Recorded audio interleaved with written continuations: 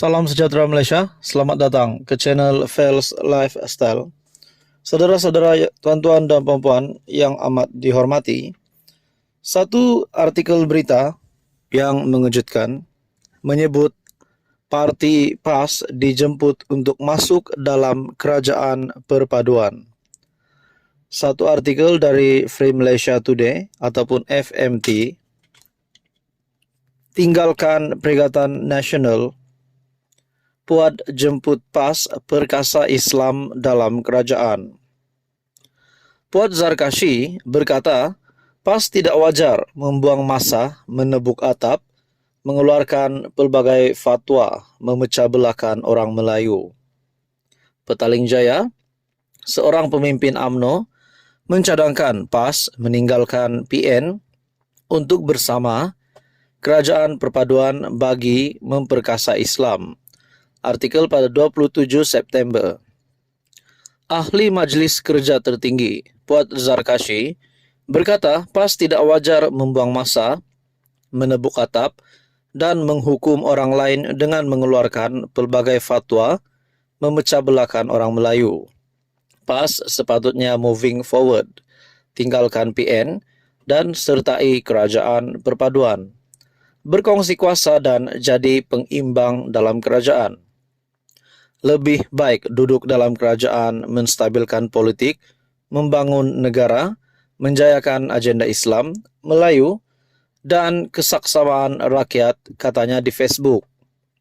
Puad membalas kenyataan bekas Setiausaha Agung UMNO Anwar Musa yang kini menyertai PAS bahawa Parti Orang Melayu itu sudah tidak lagi relevan kerana rakyat masih mengekalkan sentimen no Anwar no DAP dan kini no UMNO susulan keputusan PRN bulan lalu.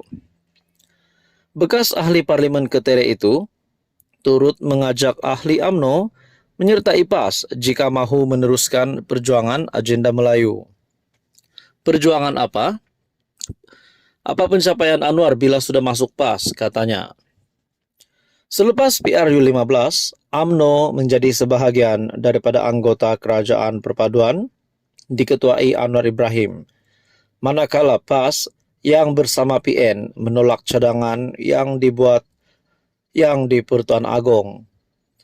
Penubuhan Kerajaan Perpaduan dicadangkan susulan situasi parlimen tergantung apabila tiada gabungan mendapat majoriti muda untuk membentuk pentadbiran selepas PRU Pilihan Raya Umum November lalu. Artikel dari FMT menyebut tinggalkan PN, Puad jemput PAS perkasa Islam dalam kerajaan. Halo semua, salam sejahtera Malaysia. Selamat datang ke channel Fels Lifestyle. Saudara-saudara yang amat dihormati semua, tuan-tuan dan puan-puan. Pada dalam video kali ini saya ingin bertanya, berapakah hari ini kita akan cerita tentang gaji seorang YB, tidak kira dari kerajaan, dari pembangkang ataupun siapa saja, yang penting bergelar seorang YB ataupun adun, ahli Dewan Undangan Negeri. Nah, saudara-saudara, saya melihat satu artikel dari harapandaily.com, dan ini satu gambar yang dikongsi di sini.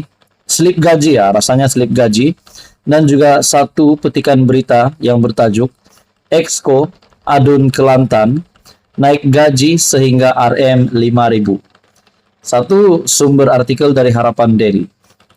Kaya jadi YB PAS di Kelantan. Gaji cecah RM 27.922 sebulan. Wow, itu adalah satu jumlah yang amat banyak. Dalam artikel ini, setiap bulan adun dan barisan exco kerajaan diberi sejumlah gaji dan allowance untuk mereka menjalankan tugas sebagai wakil rakyat. Gaji yang diberikan perlu seiring dengan tanggung jawab sebagai wakil rakyat. Namun, berapa sebenarnya gaji seorang YB yang berkhidmat di Kelantan? Nah, tonton teman-teman, sebelum saya meneruskan pembacaan artikel ini, adakah gaji seorang adun sebanyak Rp27.922 ini adalah gaji yang standar untuk ke semua yang bergelar ahli Dewan Undangan Negeri? Dalam artikel ini lagi, persoalan ini timbul karena Kelantan sehingga kini masih lagi antara negeri termiskin di Semenanjung, biarpun kerajaan persekutuan memberi peruntukan cukup besar untuk negeri itu. Menurut pendedahan dibuat Naib Ketua Pemuda Amanah Nasional Muhammad Hishamuddin Ghazali, gaji wakil rakyat di Kelantan adalah sebanyak Rp27.922 sebulan setakat tahun 2020. Peruntukan itu termasuklah gaji sebagai adun dan beberapa allowance khas. Kaya jadi YB Pass di Kelantan, gaji Rp27.922 sebulan. Selepas ini rakyat jangan percaya jika YB Pass kata tak ada PT, duit mereka banyak sebenarnya menurut artikel ini lagi. Dalam artikel ini menyebut mereka tipu, mereka fahami masalah rakyat. Waktu tempo lockdown COVID-19 tahun 2020, elok-elok mereka naikkan gaji tok wakil mereka Rm3.000 hingga Rm5.000 seorang, kata Hishamuddin atau Syam Gaz. Berikut adalah gaji dan allowance seorang YB di Kelantan setakat tahun 2020.